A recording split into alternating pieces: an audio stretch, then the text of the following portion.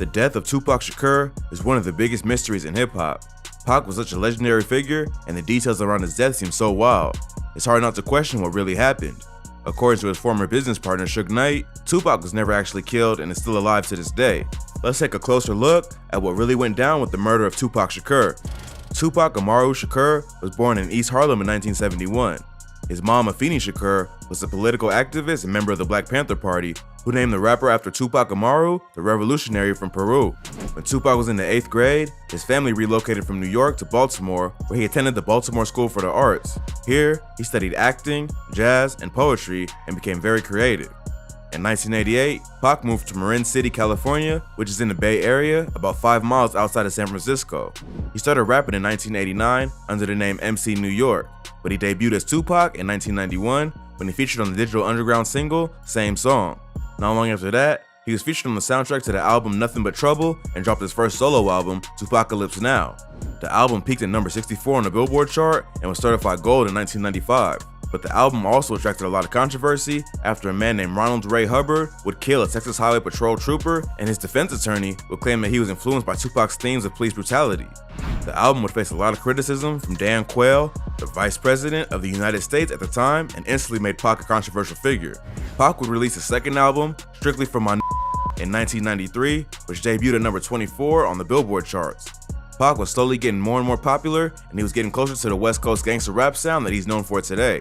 But while Pac was blowing up, he faced tons of legal controversies throughout the early 1990s, eventually sending him to jail in 95. In 1991, he filed a lawsuit against the Oakland Police Department for allegedly beating him up just for jaywalking. Police officers stopped me on the sidewalk and asked to see my ID. They sweated me about my name. They were charging me with jaywalking. He sued him for $10 million, but the case settled out of court for only $43,000. I call this press conference to announce that I have filed a $10 million claim against 2 Oakland police officers and the city of Oakland on behalf of Tupac. In 1992, Pac was signing autographs in the parking lot of one of his shows in Marin City, and suddenly a fight broke out.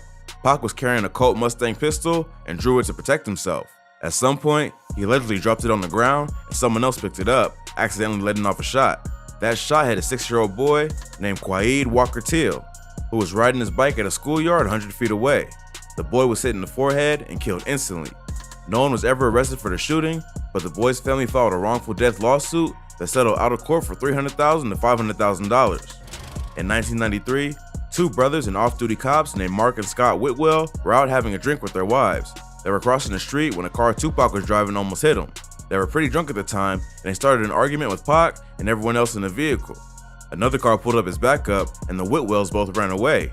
As they were running away, Tupac allegedly shot one of them in the ass and the other in the leg and back. Pac was later charged for the shooting, but Whitwell was also charged with shooting at Tupac's car and making false statements to investigators. The charges were later dropped against everyone involved. Pac just couldn't stay out of trouble. The same year, he was accused of throwing a microphone and waving a baseball bat at a rapper named Chauncey Wynn during a concert at Michigan State University. He also beat up director Alan Hughes on the set of the film Menace to Society, which he originally had a role in. Tupac Shakur, of course, is no stranger to controversy. Last week in LA, he was convicted of assaulting filmmaker Alan Hughes last year. Plus, he was convicted of a 3rd-degree sexual assault after a woman accused him and 3 other men of assaulting her in a hotel room in New York. He was sentenced to 18 months to 4.5 years for the crime in 1995, but released later that year after Suge Knight posted his $1.4 million bond. Rap star Tupac Shakur is free on bail tonight after his indictment on the sexual assault on one of his fans. Throughout this time, Pac's music career and celebrity image just kept getting bigger and bigger. He dropped his 3rd album, Me Against the World, in March 1995, which many consider to be one of his best projects. But he had so many controversies and legal bills to pay that by 95, he was almost broke and looking at spending the next few years in prison. Merry Christmas to everybody. Merry Christmas to the press. I appreciate the present you've given me for giving me a fair trial and a fair shot at justice. I thank you from the bottom of my heart for just destroying everything I worked for the past 22 years. And a happy new year to you too. You did your job. I'm out of money. That's when Suge Knight came to him and convinced Tupac to sign with Death Row Records. Suge grew up in Compton, California, and was a football and track star in high school. He played football at El Camino College and later transferred to the University of Nevada. He was eventually drafted by the Los Angeles Rams in the 1987 draft, but was cut during training camp. After leaving the NFL, he found work as a concert promoter and bodyguard for musicians like Bobby Brown. He formed his first music publishing company in 1989 and made his first check after Vanilla Ice used a sample from his song by his client Mario Johnson. According to rumors, Suge and his crew held Vanilla Ice by his ankles off a balcony after confronting him several times over the sample. Both Suge and Ice denied this rumor, but the rapper did end up signing over a significant amount of royalties from his hit song Ice Ice Baby to Mario and Suge. Not long after that, he started managing acts like DJ Quick and the DOC, who introduced him to NWA. Suge, Dr. Dre, and the DOC would then found Death Row Records and vowed to make it the Motown of the 90s. But just like Pac, throughout his come-up, Suge would be the target of controversies and feuds within the industry. In 1993, Death Row would get into a public feud with Luther Campbell from the 2 Live crew, and Suge was spotted carrying a gun at a hip-hop convention in Miami that year.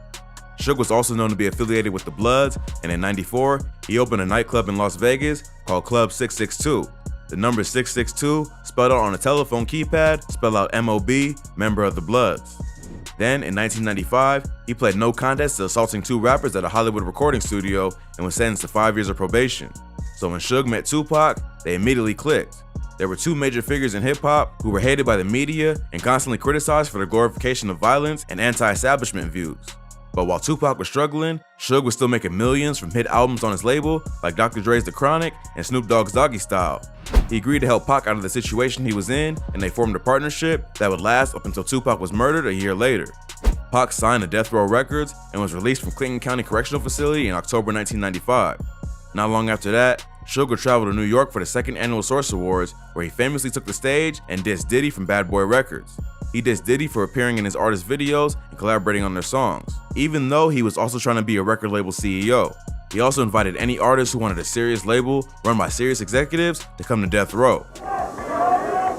And one other thing I'd like to say, any artist out there want to be an artist and want to stay a star and don't want to have to worry about the executive producer trying to be all in the videos, all on the record, dancing, come to Death Row. This is the moment that really let fans in on the beef that was brewing between the East and West Coast music scenes. Suge and Diddy had been beefing for a while, but this was the moment that fans started choosing sides over which label they were rocking with. At one point, Suge went to New York and paid a visit to Uptown Records, where Diddy started his career as an intern. Somehow, Suge managed to convince all the major artists that Diddy had signed to the label to sign to his own management company. This included major acts like Jodeci and Mary J. Blige. Then, on September 24th, 1995, both Diddy and Suge were in attendance at Jermaine Dupri's birthday party in Atlanta when they got into a heated argument.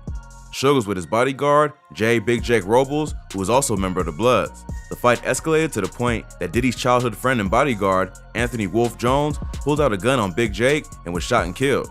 Over 20 years later, Wolf's death remains unsolved, and Diddy testified in court, and he wasn't even with his bodyguard that night. But it showed that the beef between Bad Boy and Death Row was getting serious.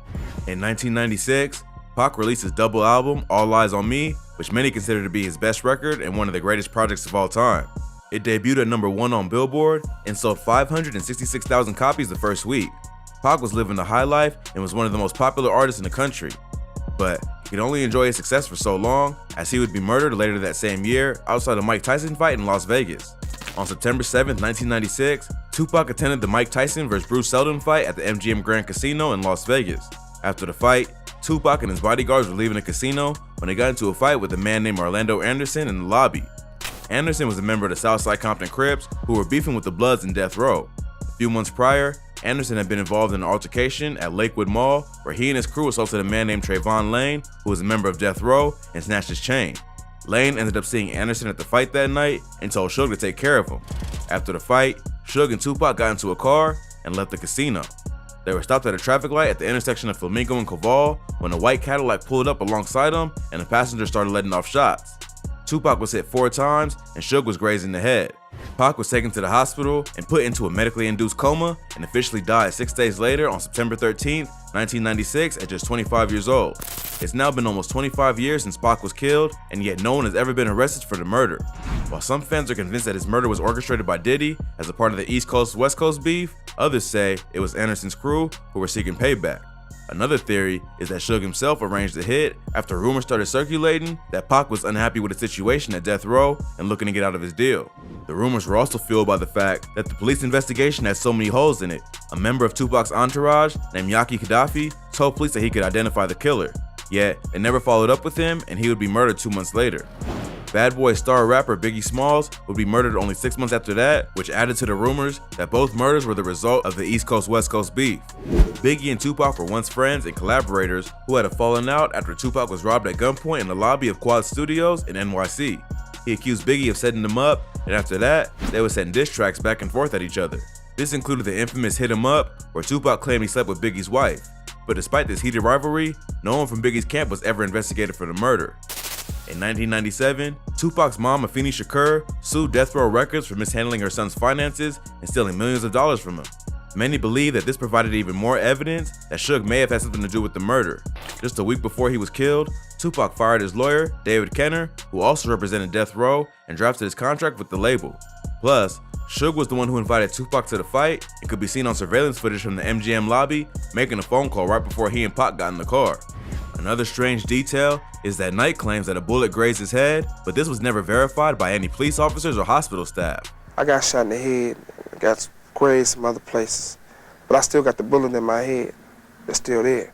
Then, in July 2018, a man named Dwayne Keith D. Davis, a member of the Southside Crips, who was a childhood friend of Eazy-E and the uncle of Orlando Anderson, confessed to playing a role in Tupac's murder.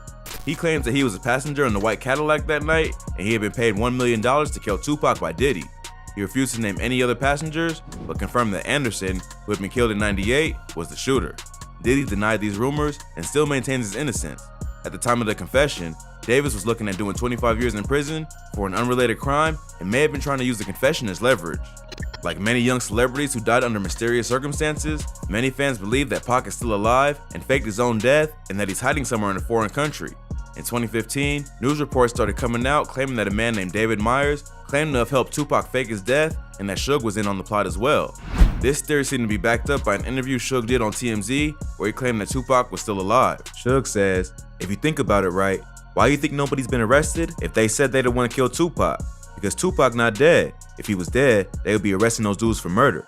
You know he's somewhere smoking a Cuban cigar." Suge also mentioned that he's not the one who killed Tupac. He's the one who protected Tupac and that he knows the rapper's out there somewhere smoking a Cuban cigar. In this day and age, with all the security cameras and surveillance technology, if Tupac was still alive somewhere, he'd have to be deep underground to avoid getting caught. But then again, anything is possible. It seems likely that fans will never have a clear answer as to who killed Tupac. There are too many holes in the investigation, and most of the people who are involved are either dead or keeping their mouths shut. At least Pac's memory has lived on through the music, and he'll be remembered as one of the greatest rappers of all time.